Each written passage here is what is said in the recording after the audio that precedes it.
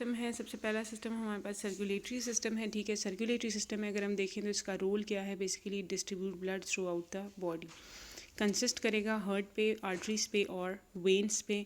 यहाँ पे आपको इस फिगर में जो सर्कुलेटरी सिस्टम नज़र आ रहा है, कंसिस्ट कर रहा है साइनस वेनोसस के ऊपर, एट्रियम के ऊपर, देन वेंट्रिकल है, देन कॉनस आर्टीरियोसस है, एंड देन रेस्पिरेटरी कैपिलरीज और गिल कैपिलरीज हैं, ठीक है। और देन इसके बाद systemic capillaries of the body. अब ब्लड फ्लो इसमें किस तरह से होता है कि सबसे पहले जो डीऑक्सीजनेटेड ब्लड होता है वो बॉडी से आता है साइनस वेनोसस में, साइनस वेनोसस से जाता है एट्रियम में, एट्रियम से जाता है वेंट्रिकल में, वेंट्रिकल से जाता है कॉनस आर्टीरियोसस में, कॉनस आर्टीरियोसस से ये जाता है गिल्स में, वहाँ पे इसकी ऑक्सीजनेशन होती है और यहाँ से फिर ब्लड जो है वो बॉडी में ऑक्सीजनेट होके डिस्ट्रीब्यूट होता है। तो इससे हमें पता चलता है कि यहाँ पे हमारे पास जो सर्कुलेटरी सिस्टम है वो सिंगल सर्किट सर्कुलेशन है, सिंगल सर्किट सर्कुलेशन जिसमें हार्ट में से सिर्फ ब्लड एक बार गुजरे। जैसे अगर हम ह्यूमन ब्लड की बात करें तो ह्यूमन में की बॉडी में से डीऑक्सीजनेटेड ब्लड जाता है into the right side of the heart, वहाँ से ये जाता है लंग्स में, लंग्स में उसकी ऑक्सीजनेशन होती है, ऑक्सीजनेशन के बाद जाता है ये left side of the heart में और हार्ट फिर उसको बॉडी में डिस्ट्रीब्यूट करता है। लेकिन फ़िश में ऐसा नहीं होता। फ़िश में बेसिकली क्या हो रहा है कि ब्लड जो है वो हमारे पास एक ही बार एंटर हो रहा है, डीऑक्सीजनेटेड ब्लड है, इंटर हुआ इनटू द हार्ट, हार्ट से गिल्स में और गिल्स से ऑक्सीजनेट होके इनटू द बॉडी। इसलिए हम इसको क्या कहते हैं, सिंगल सर्किट सर्कुलेशन कहते हैं। इस स्लाइड में बेसिकली यही एक्सप्लेन किया हुआ है।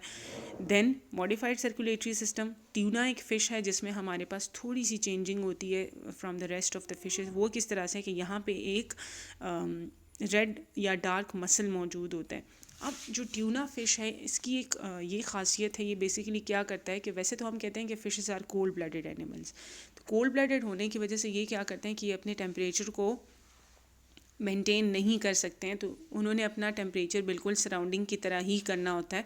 अगर फॉल करता है तो बॉडी का भी टेम्परेचर कम होगा और अगर राइज़ करता है तो बॉडी का भी टेम्परेचर जो है वो राइज़ करेगा। लेकिन ट्यूना फ़िश क्या करती है कि ये सराउंडिंग से 3 to 4 डिग्री तक टेम्परेचर को मेंटेन रख सकती है। क्यों रख सकती है? क्योंकि इसके पास रेड मसल है।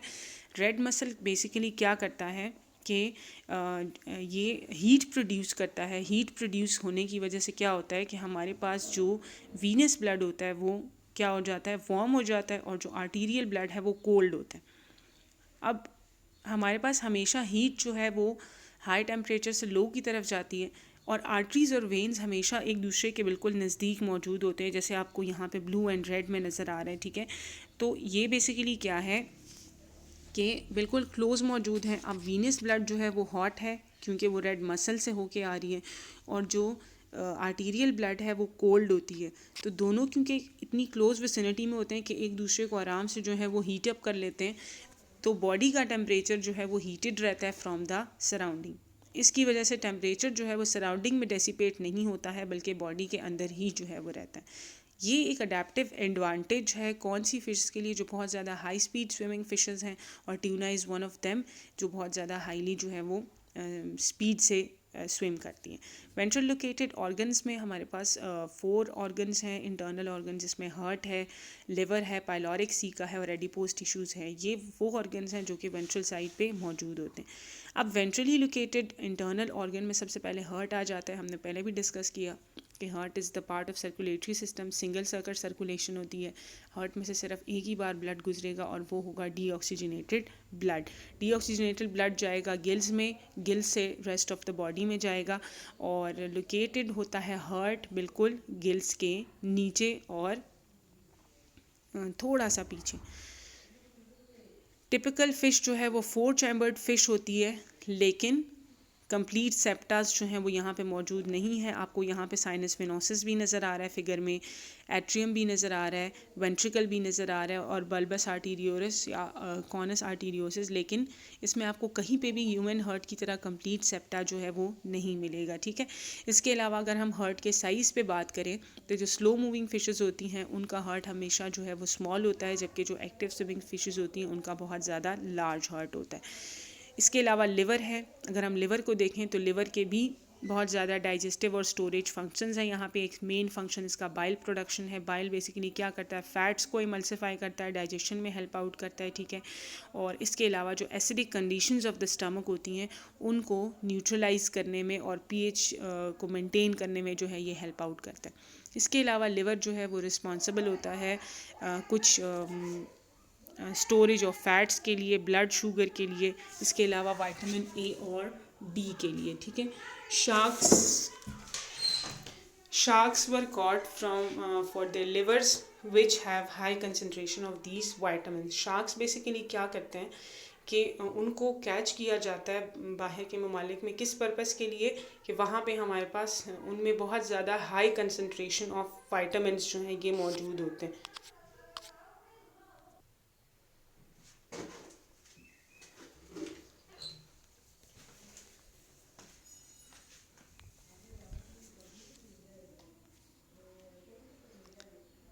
The liver changes with reproductive conditions particularly in viviparous species. liver हमारे पास जो reproductive condition में होता है, ठीक है, मतलब फिश जब प्रेग्नेंट होती है या रिप्रोडक्टिव कंडीशन में होती है तो तब हमारे पास उसके लिवर का साइज़ और शेप डिफरेंट होती है, और जब वो बर्थ दे देती है यंग वंस को तो तब उसका जो है वो डिफरेंट होता है। अब जैसे शार्क होती है, ठीक है, अर्ली प्रेगनेंसी में इसका जो लिवर होता है बहुत ज़्यादा लार्ज होता है और लाइटली कलर्ड होता है, जबकि जब वो बर्थ दे देती है तो तब हमारे पास वो डार्क कलर हो जाता है और श्रंक हो जाता है। Similarly the levers of males जो है वो वेरी करता है depending upon the mating activity.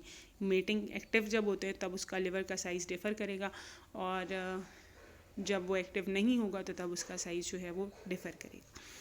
Then हमारे पास पाइलोरिक सीकाज आ जाते हैं। पाइलोरिक सीका, इसको हम सीकम भी कहते हैं, फिंगर लाइक पाउचेस मौजूद होते हैं, ठीक है, जो कि गट के साथ अटैच होते हैं। मतलब ये बेसिकली गट का ही जो है वो पार्ट होते हैं लेकिन पाउचेस की फॉर्म में होते हैं। अब ये पाइलोरस के साथ अटैच होते हैं, ठीक है, जो कि इंटेस्टाइनल ट्रैक्ट का पार्ट है, और इनका नंबर डिफरेंट होता है, कुछ में 2 या 3 होते हैं, कुछ में थाउजेंड्स में भी मौजूद होते हैं, ठीक है। पाइलोरिक सीका का रोल क्या है कि they have digestive and absorptive functions. Enzyme lactase जो है वो इसमें मौजूद होता है, ठीक है, और कुछ हमारे पास जो सैल्मन्स वगैरह हैं उनमें बेसिकली एज अ क्लासिफिकेशन की के तौर पे भी यूटिलाइज होते हैं, मतलब हम इसको स्पीशी आइडेंटिफिकेशन के लिए यूज़ कर सकते हैं। तो डाइजेशन में भी इसका रोल है, इसके अलावा स्पीशीज़ आइडेंटिफिकेशन में भी इसका रोल है। अगर हम डाइजेस्टिव सिस्टम की बात करें तो डाइजेस्टिव सिस्टम बेसिकली क्या कर रहा है, फूड को एनर्जी में कन्वर्ट कर रहा है।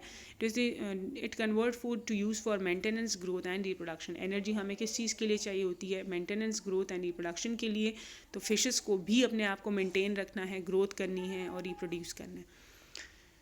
सिस्टम्स वेरी करते हैं according to animal eating habits, ठीक है। जो कार्निवोरस फिशेस होते हैं, जो मीट वगैरह पे फीड करते हैं, उनके पास बहुत लार्ज स्टमक होगा और इंटेस्टाइन उनका शॉर्ट होगा, जबकि हर्बीवोरस का इसके ऑपोजिट होगा, स्मॉल स्टमक होगा या बिल्कुल भी नहीं होगा और इंटेस्टाइन बहुत लार्ज होता है।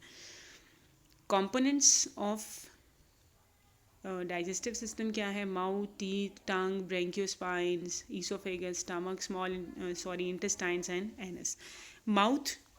माउथ में जो डिफरेंस आएगा फिशेस में वो टीथ का आएगा। कार्निवोरस फिशेस के पास बहुत शार्प टीथ होंगे, जबकि जो कुछ ऐसी फिशेस भी होंगी जिनमें बिल्कुल भी टीथ प्रेजेंट नहीं होंगे। टंग हेल्प आउट करता है फूड को रोटेट करने में माउथ के अंदर, ठीक है। ब्रैकियोस्पाइन्स हैं, तो ब्रैकियोस्पाइन्स हमारे पास गिल स्ट्रक्चर, जिसमें मैंने आपको कहा था कि गिल स्पाइन्स इसको कहते हैं, तो ब्रैकियोस्पाइन्स बेसिकली गिल स्ट्रक्चर का पार्ट है, लेकिन ये क्या करते हैं कि जो पानी वो पी रहे होते हैं फिशेस, उनको स्ट्रेन करता है, छानता है, ताकि उसमें अगर कोई फूड पार्टिकल आया हुआ है तो उसको इंटर करवा दे टू द एलिमेंट्री कैनाल, तो ये उसको फूड कलेक्शन में हेल्प आउट कर रहा है। ईसोफेगस है, ईसोफेगस हमारे पास शॉर्ट ट्यूब लाइक स्ट्रक्चर होता है जो कि माउथ को कनेक्ट करता है टू द स्टमक। स्टमक हमारे पास वो रीजन है फिश में जहाँ पे डाइजेशन बिगिन हो जाती है।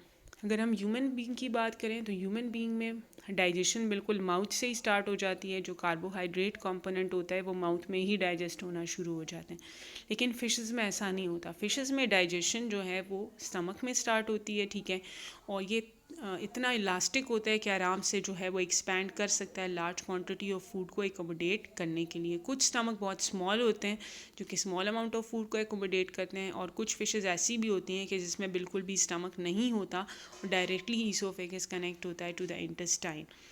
कुछ में हमारे पास ऐसी कुछ फिशेस ऐसी हैं जिनमें स्टमक की शेप जो है या तो यू शेप्ड होती है या वी शेप्ड होती है।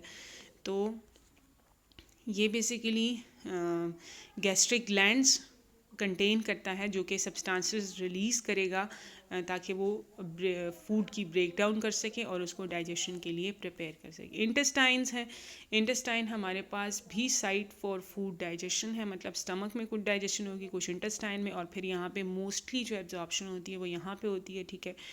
The length of the intestine differ करता है, वेरी करेगा फ्रॉम फिश टू फिश, ठीक है। जो बोनी फिशेस होती हैं जो प्लांट ईटिंग करती हैं उनके पास बहुत ज़्यादा लॉन्ग इंटेस्टाइन होगा, जैसे हमने पहले भी डिस्कस किया, ठीक है।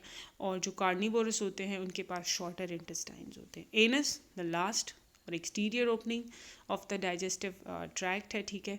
ये बेसिकली क्या करेगा कि अनयूज्ड और अनडाइजेस्टेड वेस्ट मटेरियल को जो है वो एक्सपोज आउट करेगा, तो डाइजेस्टिव सिस्टम हमारे पास टर्मिनेट हो जाता है at the anal reason. So this was all about the circulatory system and the digestive system and other digestive components.